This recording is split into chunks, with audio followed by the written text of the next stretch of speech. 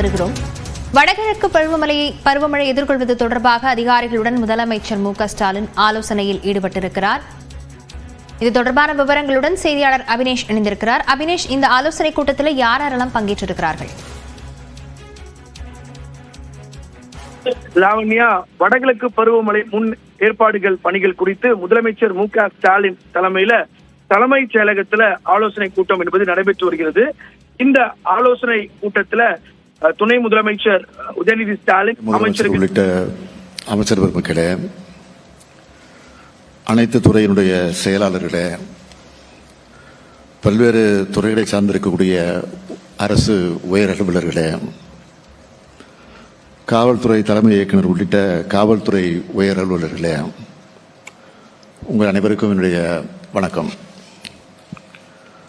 வடகிழக்கு பருவமழை தொடங்குவதற்கு முன்னால எடுக்க வேண்டிய முன்னெச்சரிக்கை நடவடிக்கைகள் குறித்த ஆலோசனை கூட்டமா இது ஏற்பாடு செய்யப்பட்டிருக்கு. முன்னெச்சரிக்கை என்பது இருந்தாலே எந்த பாதிப்பையும் நாம் தடுத்திட முடியும். கடந்த 3 ஆண்டுகளாக முன்னெச்சரிக்கை நடவடிக்கைகளை நாம் தொடர்ந்து எடுத்து வருகிறோம். அதே போல இது போன்ற கூட்டங்களையும் முறையா நடத்திக்கிட்டு வரோம். தென்மேற்கு மற்றும் வடகிழக்கு என 2 பருவ காலங்களில் தமிழ்நாட்டுக்கு மழை கிடைக்குது. இதில் அக்டோபர் முதல் டிசம்பர் மாதம் வரை நீடிக்கிற வடகிழக்கு பருவமழை காலத்தில் தமிழ்நாட்டுக்கு அதிகப்படியான மழை கிடைக்குது. முன்பெல்லாம் வடகிழக்கு பருவமழையானது பருவம் முழுவதும் பரவலாக பெஞ்சுக்கிட்டு வந்துச்சு. சமீப காலமாக காலநிலை மாற்றத்தால் சில நாட்கள்லேயே மொத்தமாக பெஞ்சிடுது. இன்னும் சொல்ல போனால் சில மணி நேரங்கள்லேயே பருவகாலத்துக்கு மொத்த மழையும் கொட்டி தீர்த்துது. இதை எதிர்கொள்வது தான் மிக மிக முக்கியமானதாக இருக்கு. இதனால் பொதுமக்கள் பெரிய அளவு பாதிக்கப்படுறாங்க. அது மட்டுமல்ல, பொதுமக்களோட அவசிய தேவையான குடிநீர், சாலை, மின்சாரம் உள்ளிட்ட உட்கட்டமைப்புகளுக்கும் பெரும் சேதம் ஏற்படுது. கடந்த ஆண்டு வடகிழக்கு பருவமழை காலத்தில் சென்னை, திருநெல்வேலி, தூத்துக்குடி மாவட்டங்களில் வரலாறு காணாத பெருமழை பெய்து கடும் வெள்ளப்பெருக்கு ஏற்பட்டுச்சு. அதை தமிழ்நாடு அரசு திறம்பட எதிர்கொண்டதன் காரணமாக பாதிப்புக்குள்ளான மாவட்டங்கள் விரைவாக இயல்பு நிலைக்கு திரும்பிச்சு. அனைத்து அமைச்சர்களும், அனைத்து துறை அதிகாரிகளும், அலுவலர்களும் களத்தில் இருந்தாங்க. பாதிப்பு ஏற்பட்டது தெரியாத வகையில் உடனடியாக நிலைமைகளை நாம் சமாளித்தோம். அதேபோல் இந்த ஆண்டும் பேரிடர்களோட தாக்கத்தை திறம்பட எதிர்கொள்ள தேவையான பல்வேறு முன்னெச்சரிக்கை நடவடிக்கைகளை தமிழ்நாடு அரசு மேற்கொண்டு வருது.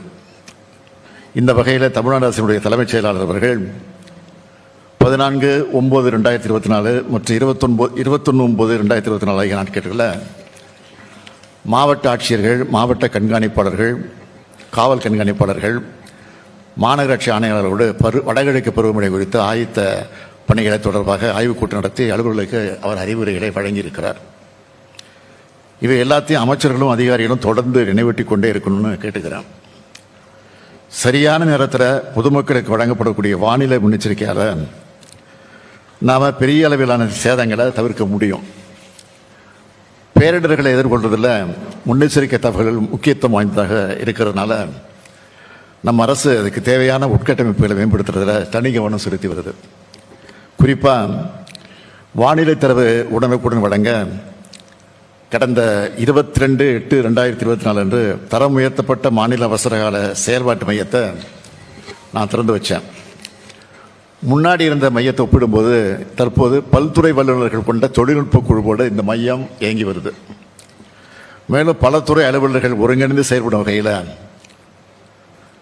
ஒருங்கிணைப்பு மையத்துடன் தற்போது செயல்பட்டு வருது.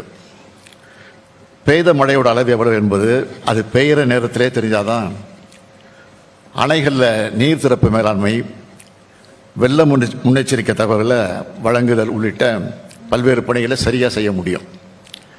அதுக்காக நாம் இப்போ 1400 தானியங்கி மழை மானியங்களையும் 100 தானியங்கி வானிலை மையங்களையும் நிறுவி நிகழ்நேர தகவல்களை பெற்று வருகிறோம். இந்த தகவல்கள் பொதுமக்களுக்கு அப்பப்போ கிடைச்சா அவங்க தங்களுக்கான முன்னெச்சரிக்கை நடவடிக்கைகளை திட்டமிட வசதியாக இருக்கும். அதுக்காக தான் ஒரு முக்கியமான செயலியை உருவாக்கியிருக்கோம். வானிலை முன்னெச்சரிக்கை, தற்போதைய வானிலை, பெறப்பட்ட மழை அளவு, நீர்த்தாக்கங்களில் இருக்கக்கூடிய நீர் இருப்பு உள்ளிட்ட விவரங்களை தமிழிலேயே தெரிஞ்சிக்கக்கூடிய வகையில் தமிழ்நாடு அரசு டிஎன் அலர்ட் என்னும் மொபைல் ஃபோன் செயலியில் உருவாக்கியிருக்கு. மழை காலத்தில் அதிகம் பாதிக்கப்படுறது மீனவ தோழர்கள் தான். ஆழ்கடலில் மீன்பிடிக்க போகிற மீனவர்களுக்கு புயல், கனமழை குறித்த தகவல்கள் நவீன தொலைத்தொடர்பு சாதனங்கள் மூலமாக உரிய நேரத்தில் கொண்டு சேர்க்க தமிழ்நாடு அரசு நடவடிக்கை மேற்கொண்டிருக்கு. சென்னை உள்ளிட்ட மாநகரங்கள் இந்த காலகட்டத்தில் மிகுந்த எச்சரிக்கையோடு இயங்கணும். நாட்டுக்கு முன்னுதாரணமாக பெருநகர சென்னை மாநகராட்சி பகுதிகளுக்கு வார்டு தெருவாரியான வெள்ள அபாய எச்சரிக்கை வழங்க சென்னை நிகழ்நேர வெள்ள முன்னறிவிப்பு அமைப்பு ஏற்படுத்தப்பட்டிருக்கு. முதியோர், கர்ப்பிணி பெண்கள், பாலூட்டும் தாய்மார்கள், மாற்றுத்திறனாளிகள் ஆகியோருக்கு தேவையான உதவிகளை வழங்க முன்கூட்டியே திட்டமிட்டு மாவட்ட நிர்வாகம் செயல்பட்டு ரொம்ப ரொம்ப அவசியம். வெள்ளப்பெருடை ஏற்படும் போது தாழ்வான பகுதிகளிலிருந்து முன்கூட்டியே வெளியேறி பாதுகாப்பான இடங்களுக்கு போகிறது மிக முக்கியம். இந்த பணிகளை தமிழக அரசினுடைய அனைத்து களப்பணியாளர்களும் பொதுமக்களோடு இணைந்து அவர்களுக்கு அறிவுறுத்தி வெள்ளத்துக்கு முன்னரே நிவாரண மையங்களுக்கு அழைச்சிட்டு போகணும். அவங்களுக்கு தேவையான தூய்மையான குடிநீர், கழிவறை, தடையற்ற மின்சாரம், உரிய நேரத்தில் உணவு ஆகியவற்றை வழங்கணும். வெள்ளம் ஏற்பட்ட உடனே அரசு இயந்திரம் எவ்வளவு விரைவாக செயல்படணுமோ அவ்வளவு விரைவாக செயல்படணும். ஓர் உயிரிழப்பு கூட ஏற்படக்கூடாது என்ற நோக்கத்தோடு செயல்படணும்.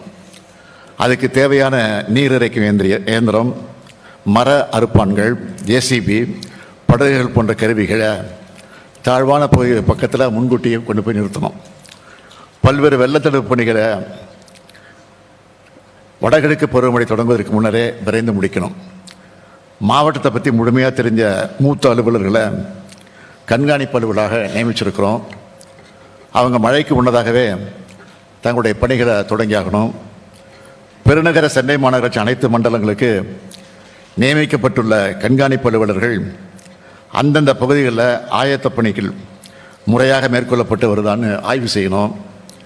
வெள்ளத்தடுப்பு பணிகளை மட்டுமல்ல, ஆண்டுதோறும் நாம் மேற்கொள்ளுகிற தூர்வாரும் பணிகள், பாலங்கள், சிறு பாலங்களில் கழிவுகளை அகற்றுதல், நீர்நிலைகளின் கரைகளை வலுப்படுத்துதல், அருந்து விழக்கூடிய நிலையில் இருக்கிற மின்கம்பிகளை சரி செய்தல் உள்ளிட்ட பணிகளும் சரியாக நடைபெற்று வருதான்னு ஆய்வின் போது கண்டறியணும்.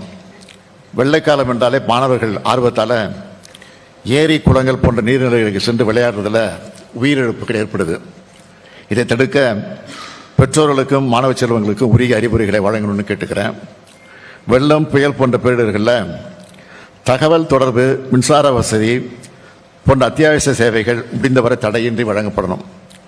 பாதுகாப்பான குடிநீர், பால், உணவுப் பொருட்கள் தட்டுப்பாடின்றி கிடைக்க வழிவகை செய்யணும். வெள்ளத்தால் நோய் தொற்று ஏதும் ஏற்படாமல் இருக்க உரிய சுகாதார சேவை மற்றும் மருத்துவ சேவைகளை வழங்கணும்.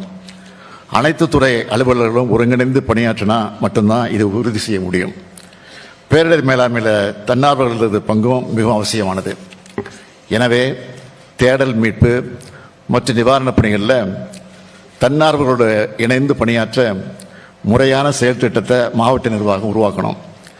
எந்த ஒரு சவாலாக இருந்தாலும் அதில் ஈடுபடுகிற அனைவரும் ஒருமித்த கருத்தோடு ஓரணியாக நின்னால், அப்படி செயல்பட்டால் அதில் வெற்றி என்பது 100 விழுக்காடு சாத்தியம்.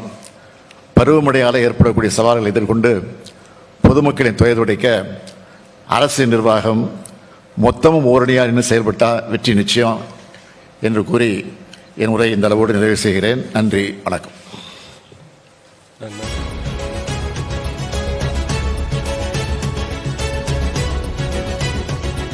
ஒரே நாளில் அதிக மழை பெய்வதால் அதனை எதிர்கொள்வது சற்று சிரமமாக இருக்கிறது என்றும், அது தொடர்பாக தலைமைச் செயலாளர் அதிகாரிகளிடம் ஆலோசனை நடத்தியிருப்பதாகவும், பல்வேறு விஷயங்கள் குறித்து முதலமைச்சர் பருவகால மழையை எதிர்கொள்வதற்கான ஆலோசனை கூட்டத்தின் போது பேசியிருக்கிறார். இது தொடர்பான விவரங்களை பின்னர் வரும் செய்திகளில் பார்க்கலாம்.